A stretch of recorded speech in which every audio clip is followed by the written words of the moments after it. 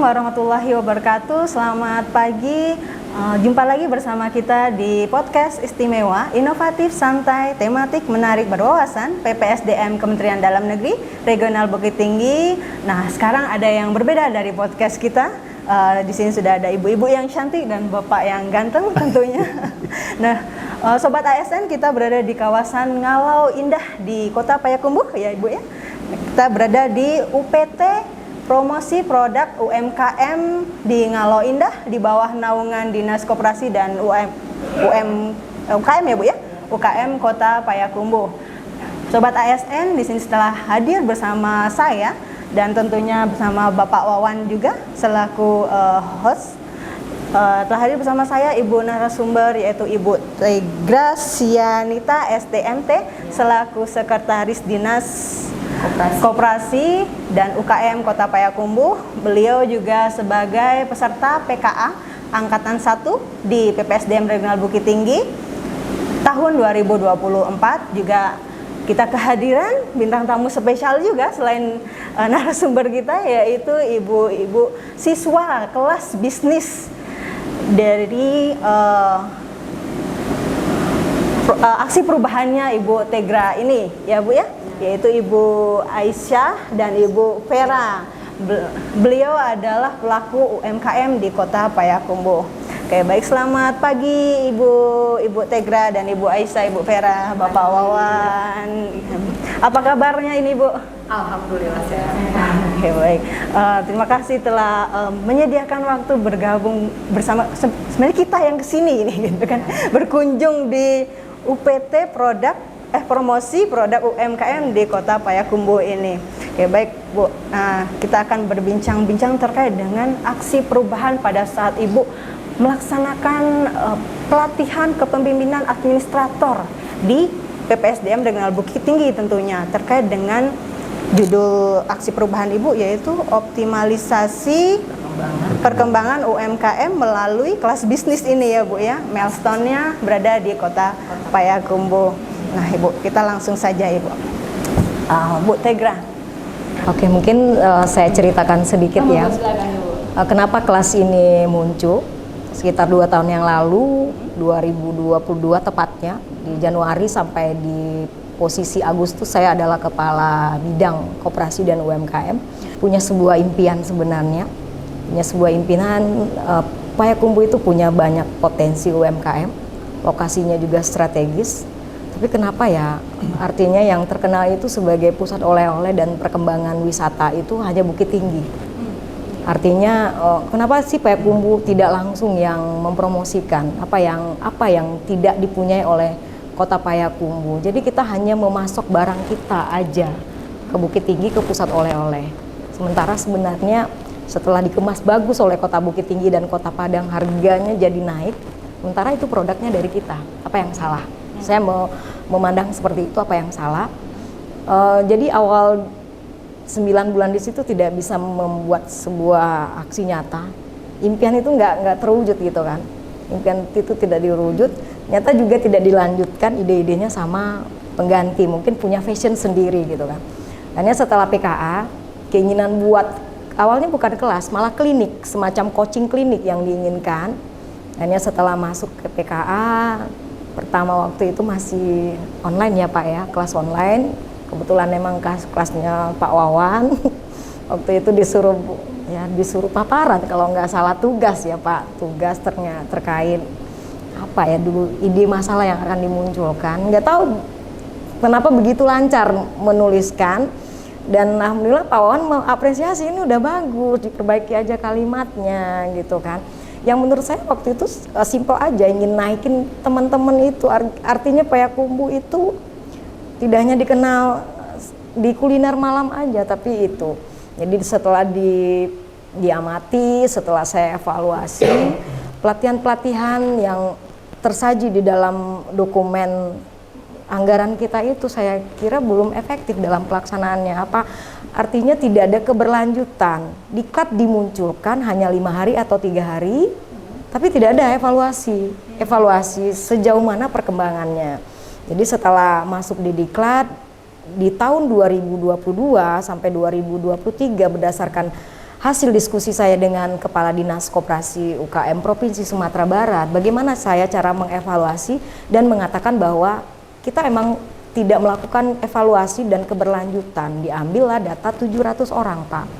Saya data kembali dari 700 orang ini, ternyata tidak sampai 30% dari yang kita diklatkan selama 2 tahun itu memiliki produk. Artinya apa di sini? Mungkin ini adalah salah kita dalam merekrut orang yang akan kita lakukan diklat. Sehingga ide yang disampaikan, saran yang disampaikan Pak Endrizal saat itu saya terapkan. Sehingga kelas ini saya seleksi.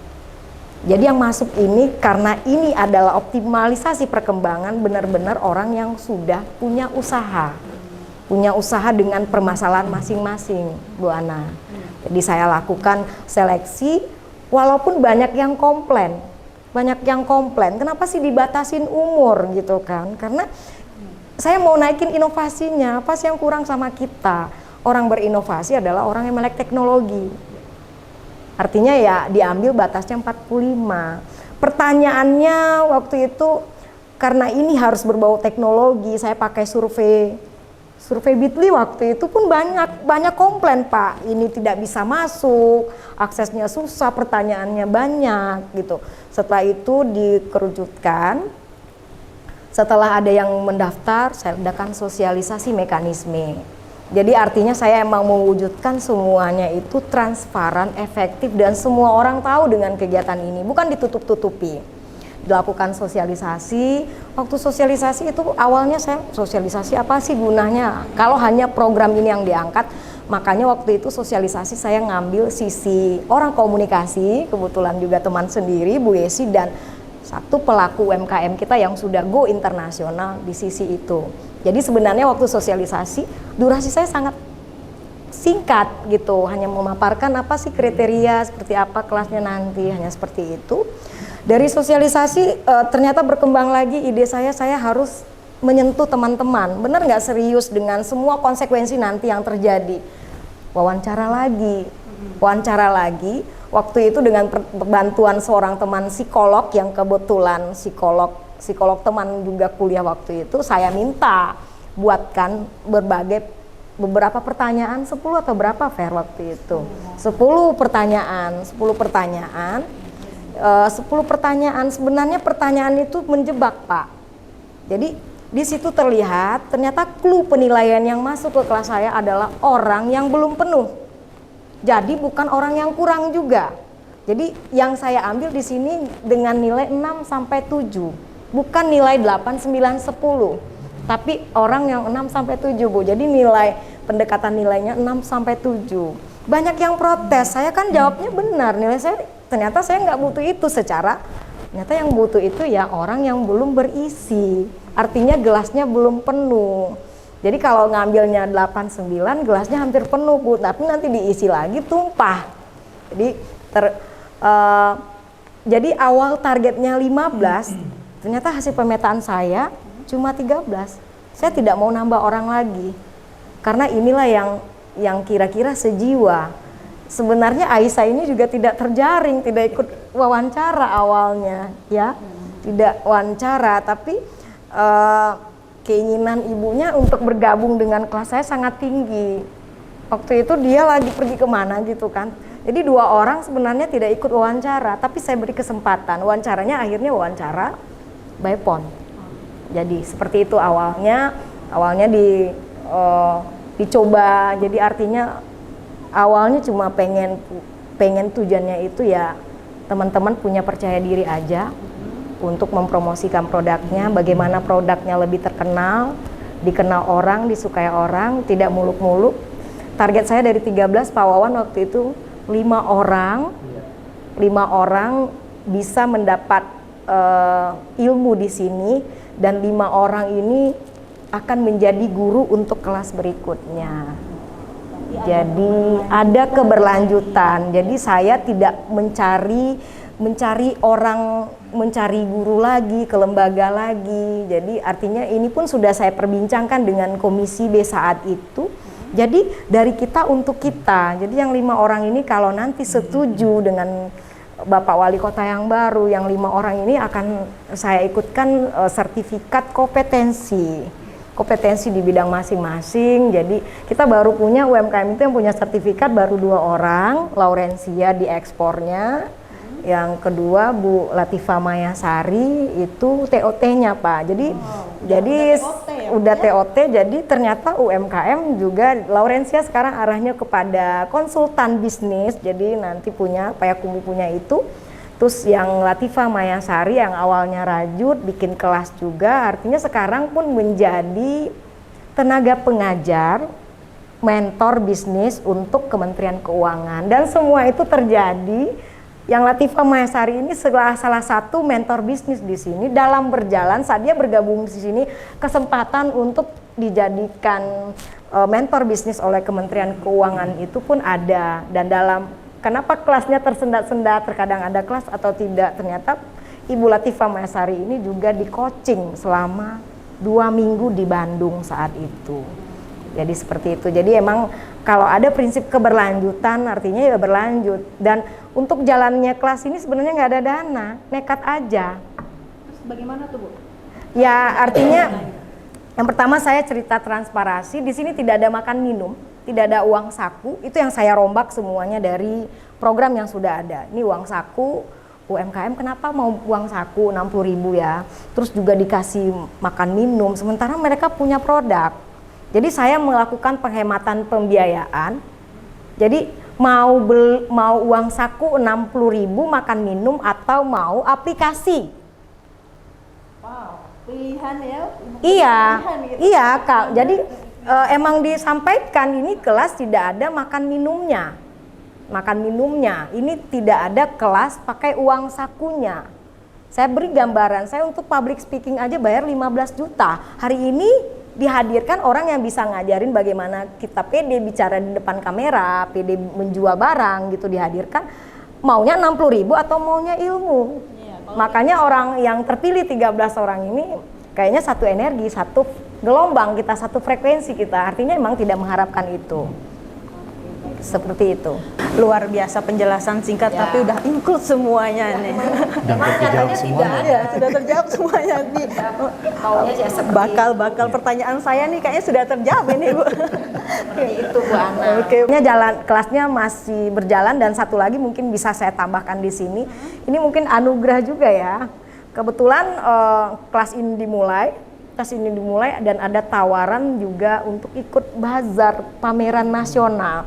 Dan alhamdulillah mungkin dari 13 kelas kita hampir 8 sampai 10 orang dibawa, terpilih, ditetapkan sebagai salah satu peserta UMKM yang dibawa. 2 orang pergi ke Inakraf dibawa ke ajang Inakraf, itu udah Asia Tenggara. Craft-nya apa kepanjangannya Bu? Internasional craft, kayak pameran craft yang dibawa Kementerian Koperasi dan Perdagangan, tapi skopnya Asia Tenggara. Lokasinya di mana waktu itu? Lokasinya di Senayan, JCC Senayan, JCC itu Senayan, ya itu di situ seluruh. Terus yang kedua tadi Bu Nora sama siapa yang TDE ya? TDE. Enggak, yang ini Devi Tranat, TDE Track Expo Indonesia, itu seluruh dunia malah. Luar biasa. Seluruh dunia. Dan terakhir baru pulang kemarin landing di Payakumbuh itu ke Selangor Pak. Ada sekitar 20 orang dari kota Payakumbuh dan di kelas kita ada sekitar 5 ya. Sekitar 5 orang. Jadi artinya kalau Tegra percaya, artinya saat niat baik dan tulus itu dilakukan, semua kemudahan diberikan. Jadi emang salah satu wujudnya itu kita kelas ini juga ikut bazar lah nanti. Ternyata bukan bazar Pak, malah dapatnya pameran nasional dan internasional. Lebih dari itu gitu kan. Jadi hampir sekitar yang ke Inakraf hampir sekitar 20 orang. TDE juga hampir sekitar 20 orang, ke Malaysia juga hampir 10 orang. Sementara APBD kami hanya untuk 4 orang saja. Artinya nggak tahu niat baik, ternyata ada tangan-tangan yang mungkin tangan-tangan itu disuruh matanya sama Tuhan mengamati kota Payakumbuh. Artinya Payakumbuh ini di tahun ini ya UMKM Payakumbuh menyala di Sumatera Barat karena emang semua pameran yang 3 pameran yang saya sampaikan tadi diwarnai oleh UMKM Payakumbuh. Berarti ada pihak-pihak lain yang Yang- membantu dan mendukung untuk Iya. keberhasilan UMKM di Payakumbuh. Payakumbuh. Nah itu boleh di sepil dikit dong Bu, pihak-pihak mana kira-kira? Dari pemerintah gitu kan, yang pertama dari DPRD, mungkin dari Pokir DPRD Sumatera Barat emang sangat fokus terhadap ini. Jadi artinya kita Kota Payakumbuh ini tidak punya apa-apa, bukan kota industri tapi lebih kepada kota jasa. Kita menjual jasa. Artinya jadi UMKM itu emang dikatakan sebagai tulang punggung kota. Jadi kalau tulang punggung kan harus lurus ya, tegak lurus, kuat kakinya. Jadi dikuatkan melalui salah satu kelas bisnis, pemberdayaan, perlindungan. Jadi kelas ini tidak hanya semacam kelas pembelajaran, tapi fasilitasi perizinan juga kita akan adakan di sini, haki juga akan kita adakan di sini, merek juga akan kita adakan. Cuma ya artinya terkadang ada kendala waktu dan juga ada kendala teman-teman, kadang ada produksi juga. Jadi kita membatasi kelasnya itu dengan ketersediaan dari waktu narasumber dan waktu teman-teman gitu kan. Karena kelas ini lebih kepada merubah mindset dan hati biar sehat mental sebenarnya gitu kan. Sehingga kalau sehat mental semuanya tidak ada iri dengki, kesuksesan orang lain adalah kesuksesan teman-teman semua. Itu prinsipnya. Baik Ibu, kita berbicara terkait dengan upaya-upaya yang Ibu sudah gebrak gitu ya di UMKM Payakumbuh gitu kan. Nah, kemudian saya mendengar nih ada moto be ready to the next level UMKM gitu. Nah, itu bagaimana ceritanya Bu? Jadi saya sebenarnya ini mengkritik indikator kinerja dinas juga. Udah jadi bahan diskusi sama Pak Kadis gitu kan. Indikator kita persentase usaha mikro yang menjadi wirausaha. Jadi saya memaknai kata-kata wirausaha. Saya bilang sama Pak Kadis waktu itu, Pak Kadis ini kenapa terlalu lemah indikator kita dan bukan kita yang melakukannya. Artinya indikatornya terlalu lemah gitu dan bukan kita gitu kan. Dan bukan kita. Kenapa? Kita ambil dari wirausaha. Wira itu adalah kalau kita lihat di arti katanya bisa adalah prajurit, kokoh, kuat, ya tangguh, bisa melawan apapun, perkasa gitu. Dan usaha, wirausaha adalah usaha yang kokoh, usaha yang kuat, usaha yang tangguh, sudah tahan banting dengan perubahan apapun hari ini. Jadi untuk menuju 2045, kalau indikator wirausaha kita masih seperti ini, jadi merujuk wirausaha itu merujuk kepada Permendagri 18 tahun 2020. Salah satu wirausaha itu indikatornya adalah NIB. Hanya NIB. Apa tuh Bu NIB? Nomor induk berusaha. Jadi hanya merubah dari pelaku informal menjadi formal. Legalitasnya. Sementara izin untuk UMKM tidak itu aja. Sehingga dari diskusi dengan Pak Kadis, kalau kita ambil, kita catok aja ide dari Kepala Dinas Koperasi UKM Provinsi Sumatera Barat menyampaikan bahwa untuk naik kelas itu ada 6 indikator. Yang pertama emang diformalkan, yang kedua dihalalkan, yang ketiga distandarkan, yang keempat dikuatkan, yang kelima didigitalisasikan, dan yang keenam diinternasionalkan. Jadi artinya Payakumbuh kalau masih menerapkan indikator kinerja cuma NIB berarti dia baru masuk tangga pertama, baru NIB. Sementara perizinan untuk bisa masuk ke pasar swalayan, bisa masuk perdagangan luar kota, luar pulau, banyak izin yang harus disiapkan gitu. Jadi itu salah satunya. Dan kenapa ini masuk? Jadi untuk UMKM naik kelas harus dihalalkan, punya sertifikat halal, karena sekarang Indonesia lagi memasuki pasar halal internasional yang amanat dari Wapres semasa perjuangan Pak Jokowi. Dan ini belum terwujud di Kota Payakumbuh, dihalalkan gitu kan. Masih banyak keluhan belum bisa untuk sertifikat halal. Distandarkan packing gitu kan. Distandarkan di mindset UMKM hanya packing. Sementara menurut saya distandarkan itu standarkan kualitas isinya. Jadi UMKM ini emang harus dirubah mindsetnya, enak dulu, produknya enak dulu, packaging baru nanti, bukan packaging dulu baru. Jadi dirubah, enakin dulu, dites dulu pasarnya gitu kan, pasarnya gimana. dikuatkan, artinya dikuatkan modalnya, dikuatkan mentalnya. Ini dikritik langsung kayak gitu, dikritik produknya sama konsumen, misalkan dikritik sama Ibu Christine Hakim, kok kayak gitu. Pas saya bilang kalau orang mengkritik berarti orang suka. Itu yang dirubah Bu Ana di sini, dirubah, digitalisasikan juga, digitalisasikan ya dianak mudakan, tapi artinya dengan produk online kita juga harus ada etika, Pak.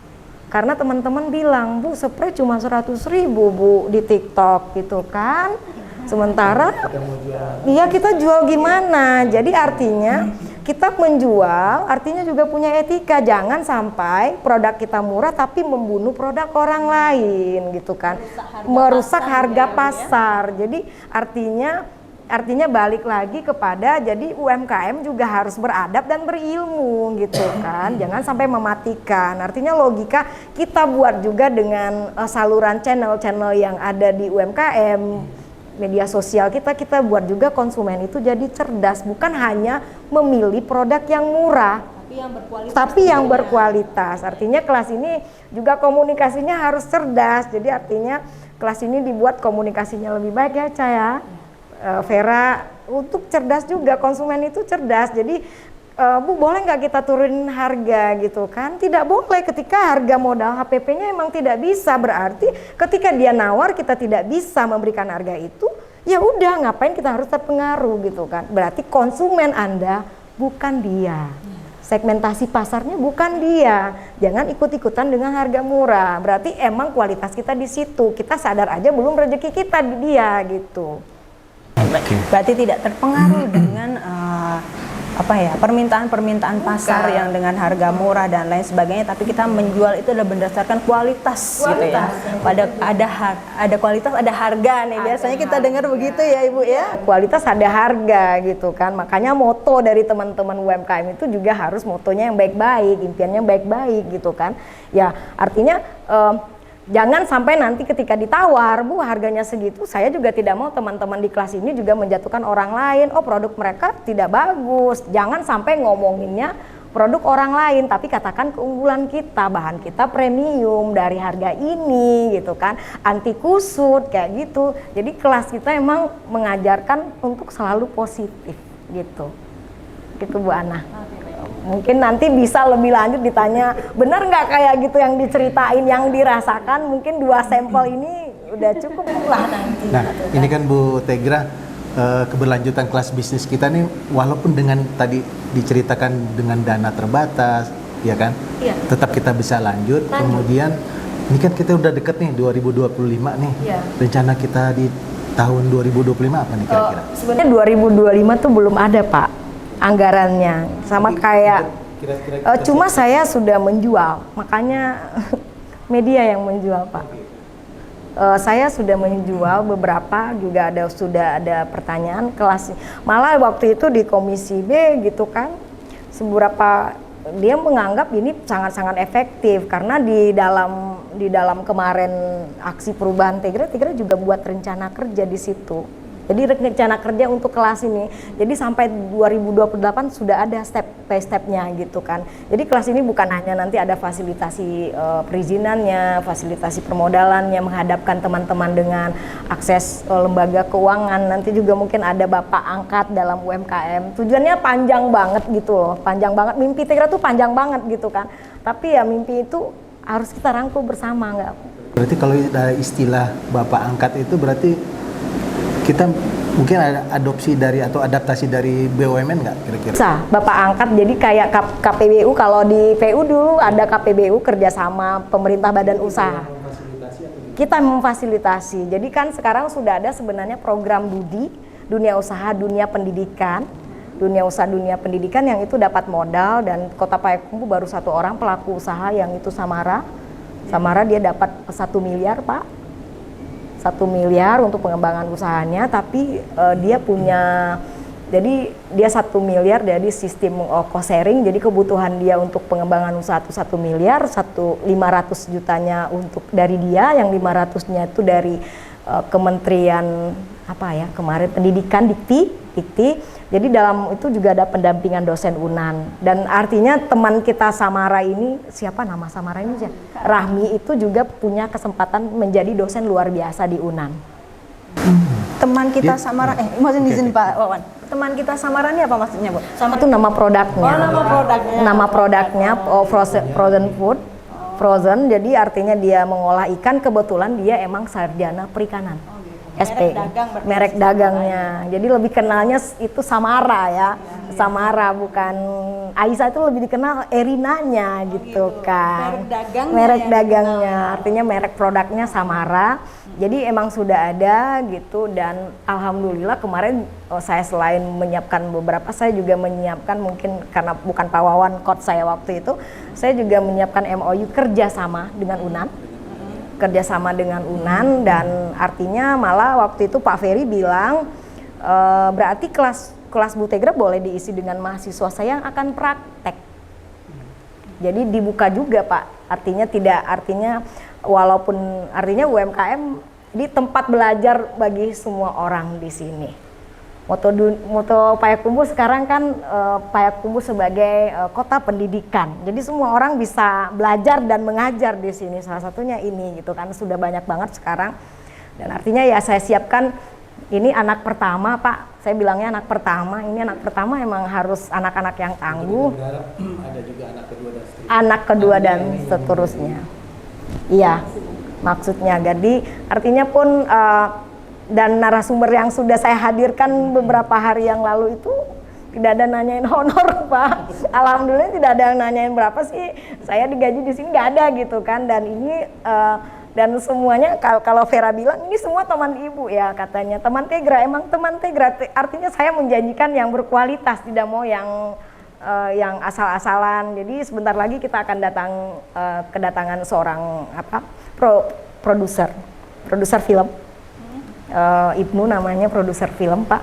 Jadi nanti Ibnu yang akan ngajarin gimana cara motret gitu kan, cara ambil video, bikin konten gitu kan, dan dalam pelaksanaan kelas sebenarnya ini nggak tahu juga ya, ternyata saya punya tenaga non ASN yang sangat membantu teman-teman ya.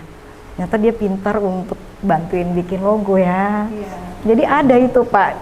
Tegra nggak tahu. Pinter dia untuk desain grafisnya di sini. Jadi website, teman-teman juga diajarin bikin website gitu kan. Jadi artinya UMKM menurut Tegra tidak harus jago untuk bikin logo, untuk desain produk gitu kan.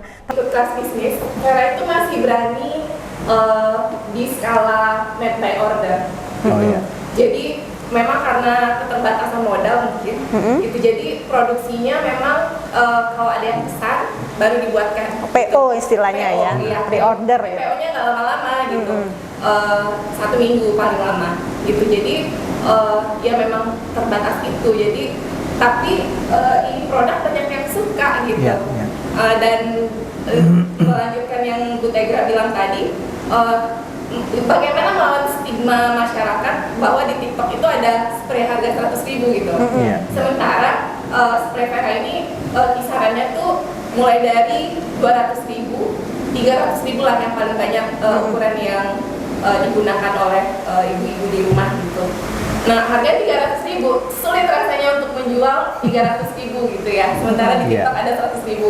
Ternyata di kelas bisnis ini kita diajarkan bahwa kalau memang value dari barang kita ini tinggi gitu, harganya tinggi, yang harus kita lakukan itu adalah edukasi gitu. Iya. Edukasi dari produk kita. Memang kan yang 100.000 itu adalah bahan-bahan kayak apa ya namanya tuh, polyester, bahan yang plastiknya banyak gitu, Iya. dibandingkan dengan benang katunnya. Sementara kita adalah bahan katun gitu, Iya.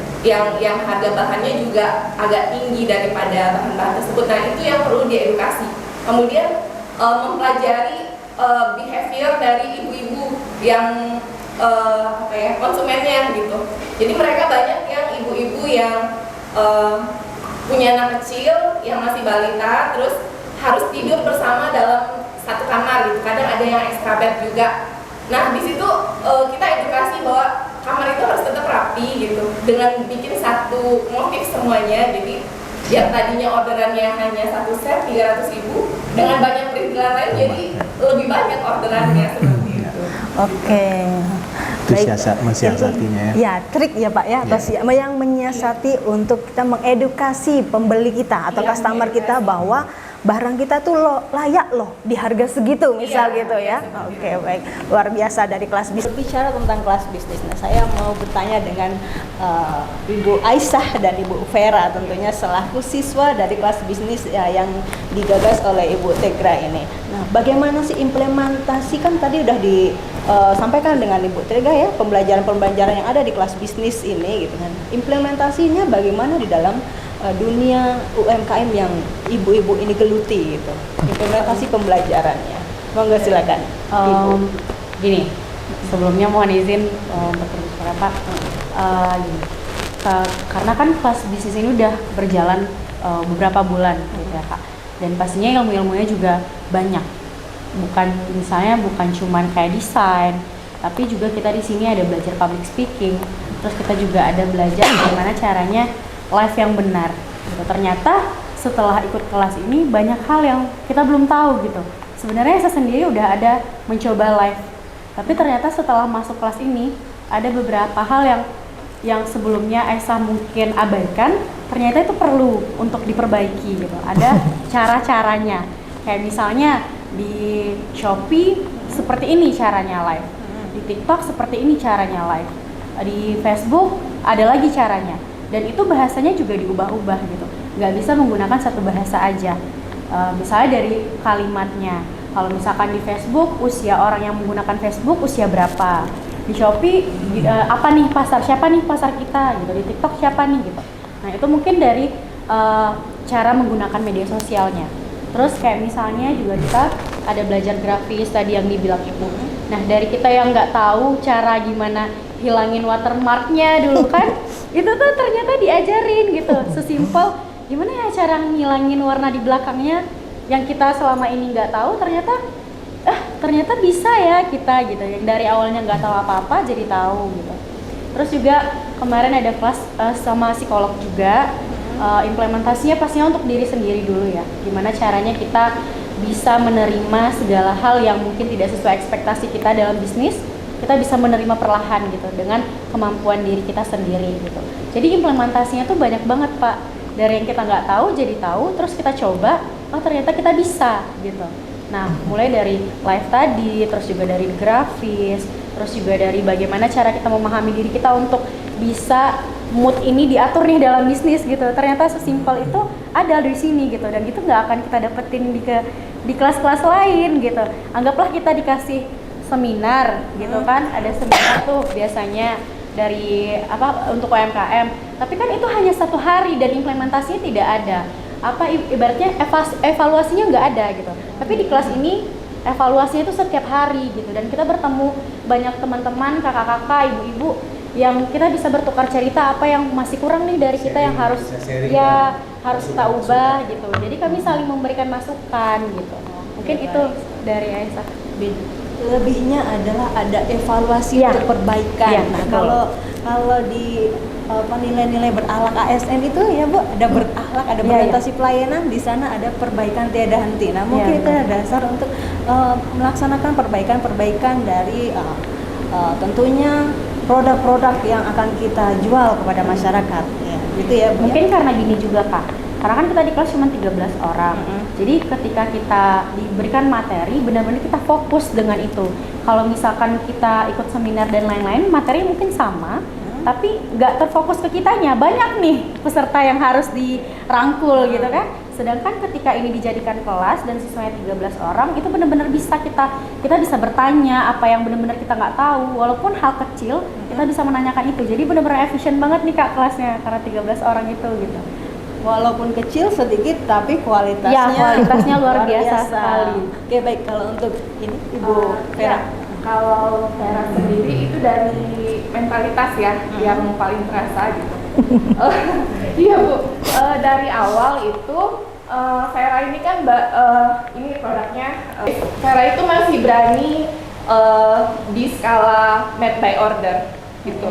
Jadi memang karena keterbatasan modal mungkin gitu, jadi produksinya memang kalau ada yang pesan baru dibuatkan PO gitu. istilahnya PO ya. iya PO, Order tapi ya. PO-nya nggak lama-lama gitu. 1 minggu paling lama gitu, jadi ya memang terbatas itu, jadi tapi ini produk banyak yang suka gitu. Dan melanjutkan yang Bu Tegra bilang tadi, bagaimana melawan stigma masyarakat bahwa di TikTok itu ada spray harga 100.000 gitu. Sementara kita adalah bahan katun gitu, yang harga bahannya juga agak tinggi daripada bahan-bahan tersebut. Nah, itu yang perlu diedukasi. Kemudian mempelajari behavior dari ibu-ibu yang konsumennya gitu.